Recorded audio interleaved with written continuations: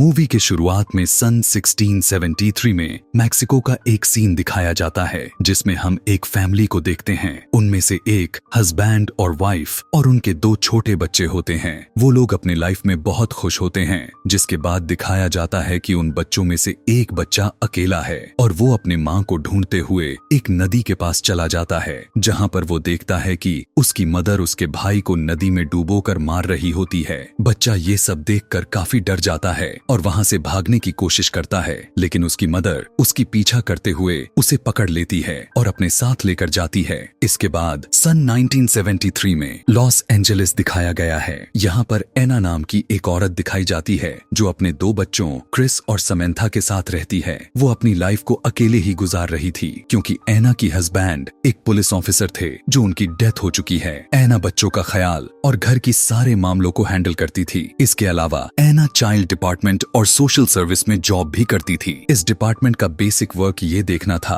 कि पेरेंट्स अपने बच्चों की सही से परवरिश कर भी रहे हैं या नहीं। एना को अपने ऑफिस से यह पता चलता है कि एक पैट्रिशिया नाम की औरत और उसकी बच्चों का फीस उसकी कॉलीग को दिया जा रहा है। ये एक ऐसा केस था जो पिछले कई सालों से एना ही हैंडल कर रही थी और ये चीज एना को बिल्कुल भी पसंद नहीं आता। तब एना की बॉस उसे समझाते हैं कि एना के ऊपर पहले भी बहुत काम बर्डन है और यहाँ तक कि इसको अपने बच्चों को अकेले ही ख्याल रखना होता है और ये वही वजह है कि ये केस इसके अलावा किसी और को दिया जा रहा है। लेकिन फिर भी एना इस पर एग्री नहीं होती। वो कहती है कि मैं पैट्रिशिया को जानती हूँ और वो मेरे ऊपर बिलीव भी करती है और उसकी बच्चों को तो मैंने अपने आंखों के सामने ही बड़े होते हुए देखा है। वो कहती है कि इसके अलावा कोई भी ये केस अच्छे से हैंडल नहीं कर सकता, जिसके बाद एना के दोस्त उसके बात पर एग्री हो जाते हैं और वो केस एना को ही दे देते हैं। पैट्रिशिया को बच्चों के स्कूल से कॉल आती है कि वे फिर से स्कूल नहीं आ रहे हैं और यही वजह है कि एना को उनके घर जाना था, जिस पर उसके बॉस कहते हैं कि वो अपने साथ एक पुलिस ऑफिसर को भी लेकर जाए और एना एक पुलिस ऑफिसर के साथ पैट्रिशिया के घर पर पहुंच जाती है।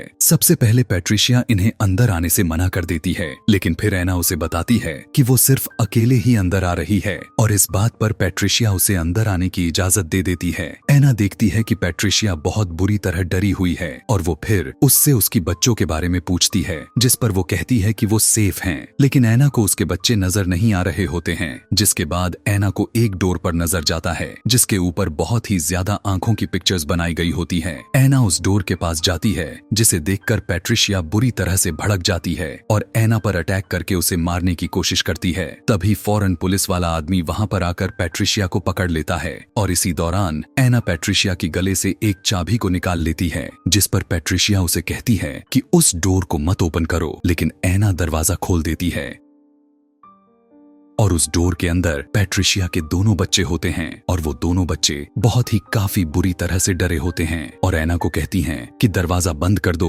वरना वो हमें मार देगी। एना को बिल्कुल भी समझ में नहीं आती है कि बच्चे तो ला लोरोना की बात कर रहे हैं। इसके बाद उन बच्चों को चाइल्ड सर्विस सेंटर में भिजवा दिया जाता है। एना देखती है कि उन बच्चों के हाथ में जलने का निशान है, जिस पर वे बच्चे कहने लगते हैं कि ये सब उसने ही किया है। तब भी एना समझ नहीं पाती कि वो किसकी बात कर रहे हैं। इसके बाद एना अपने घर चली जाती है और रात में ला लोरोना पैट्रिशिया की बच्चों को पानी में डुबोकर मार देती है। उन बच्चों को नदी में डुबोने के दौरान ला लोरोना के आंखों से आंसू बह रहे थे और यही वजह होती है कि उसे वेपिंग वुमेन कहा गया है। तभी एना के पास कॉल आती है कि पैट्रिशिया के बच्चे नदी में डूबकर मर गए। एना वहां पर पहुंचकर अपने बच्चों से कहती है कि वो कार में ही बैठे रहे। वो कार को थोड़ा दूर ही पार्क करती है ताकि उसकी बच्चों को कुछ भी पता ना चल सके। एना उस बच्चों के डेड बॉडी के पास पहुंचती ही है कि तभी वहां पर पैट्रिशिया भी आ जाती है और वो एना को कहती है कि तुमने मेरी बच्चियों को मार डाला और ये भी कहती है कि सिर्फ एक ही रात बची थी और उसके बाद हमें छुटकारा मिल जाता। जिस पर एना उसे पूछती है कि किससे, तो पैट्रिशिया उसे कहती है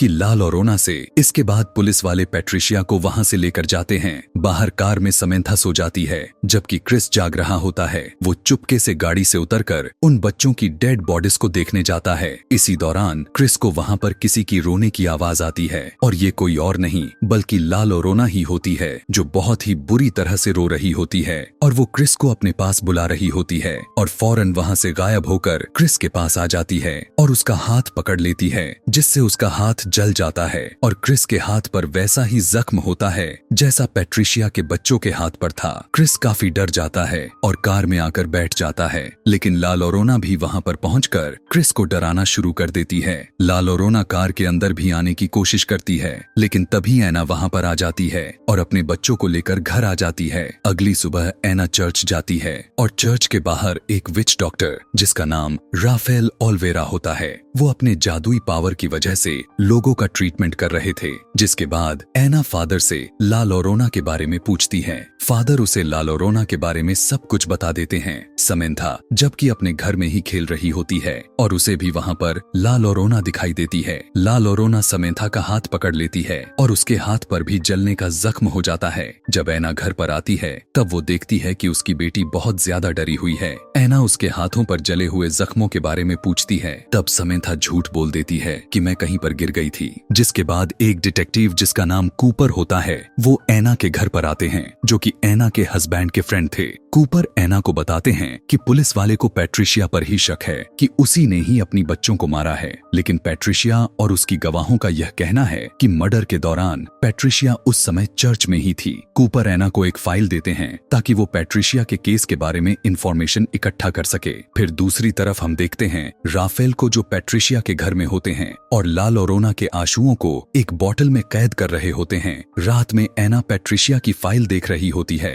तभी उसे वहां पर किसी की आहट महसूस होती है। वो जाकर देखती है जहां पर क्रिस नींद में चल रहा होता है। तभी अचानक से घर का दरवाजा अपने आप खुल जाता है और ऐसा फील होता है कि कोई अचानक से अंदर घुसा हो। एना क्रिस को उसके बेड पर सुलाकर समंथा को देखती है। वहीं पर कोई पैट्रिशिया के फाइल की पेपर्स को उठाकर जमीन पर फेंक देता है। तब एना को लगने लगता है कि उसके अलावा रूम में कोई और भी है और अचानक से एना देखती है कि समंथा के रूम में ला लोरेना है। इससे पहले कि वो कुछ कर पाती, अचानक से दरवाजा बंद हो जाती है। इसके बाद एना के रूम में भी ला लोरेना आ जाती है और एना उसे कहती है कि वो वहां से चली जाए। इतने ही देर में उसके दोनों बच्चे दरवाजा खोलकर वहां पर आ जाते हैं। एना उन दोनों को बेड पर सुला देती है, लेकिन खुद वो सारी रात जागती रहती है। उसे नींद नहीं आती। एना पैट्रिशिया से मिलने जाती है, लेकिन पैट्रिशिया एना को ही उसके बच्चों को मौत का जिम्मेदार समझती है और उसी दौरान एना पैट्रिशिया के हाथों पर वही जली हुई निशान देखती है। पैट्रिशिया उसे कहती है कि ये ला लोरेना ने ही किया है।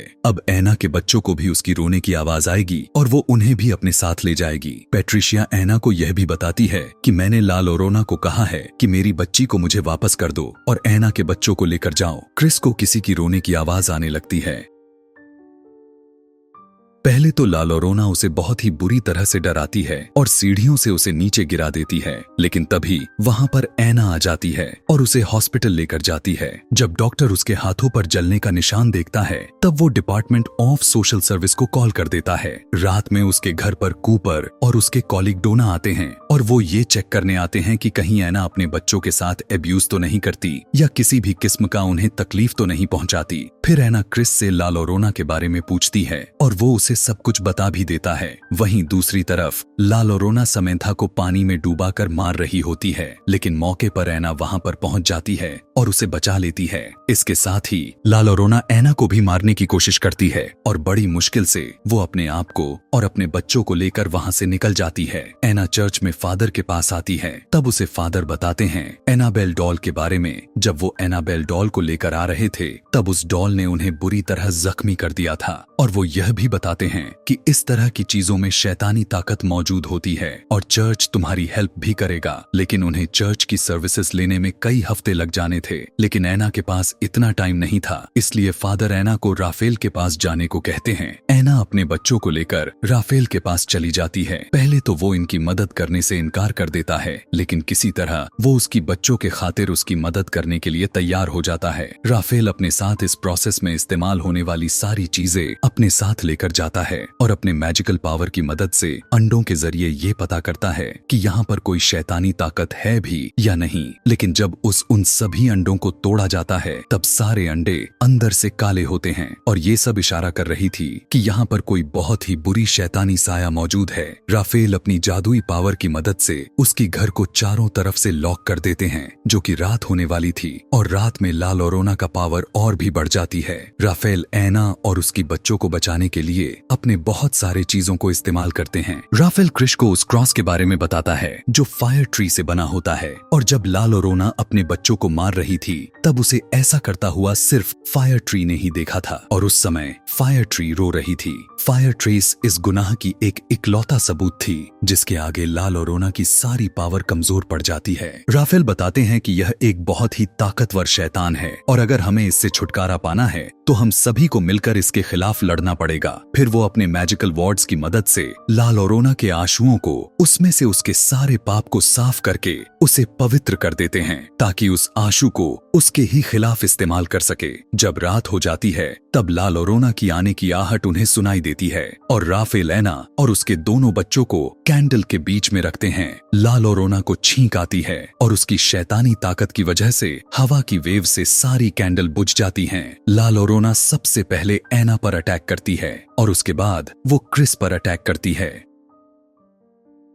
ला लोरोना क्रिस को खींचकर बाहर लेकर जाती है कि तभी राफेल क्रिस को पकड़ लेते हैं और वो वही आंसू को ला लोरोना के चेहरे पर फेंक देते हैं। ला लोरोना की फेस पर वो आंसू गिरते ही उसका फेस जलने लगता है, लेकिन वो अभी भी जिंदा होती है। तभी राफेल घर के दरवाजे पर फायर ट्रीज की बीज को लगा देता है। इन बीजों को पार करके वो अंदर नहीं आ सकती थी, इसलिए वो अब बहुत ही ज्यादा गुस्से में आ जाती है। फिर ला लोरोना पीछे से अंदर आने की कोशिश करती है और ये सभी पिछले दरवाजे को बंद करने की कोशिश करते हैं। यहाँ पर ला लोरोना ने ये सब जाल इसलिए बिछाई थी ताकि इन सभी का ध्यान पिछले दरवाजे पर लग जाए और उसे अंदर आने में आसानी हो जाए। फिर ला लोरोना समेंथा को उसके डॉल के थ्रू उसे बाहर निकालने की कोशिश करती है। समेंथा को दरवाजे के बाहर उसे अपनी डॉल नजर आती है और वो डोर ओपन करके उसे लेने के लिए बाहर जाती है। समेंथा इस बात का बहुत ही ख्याल रखती है कि वो बीजों को क्रॉस ना कर सके कि तभी वहाँ पर एना पहुँच जाती है और वो अपने बेटी को उस डॉल को लेने से मना करती है और दौड़कर उसके पास चली जाती है, लेकिन समेंथा के हाथ में वो डॉल लग जाती है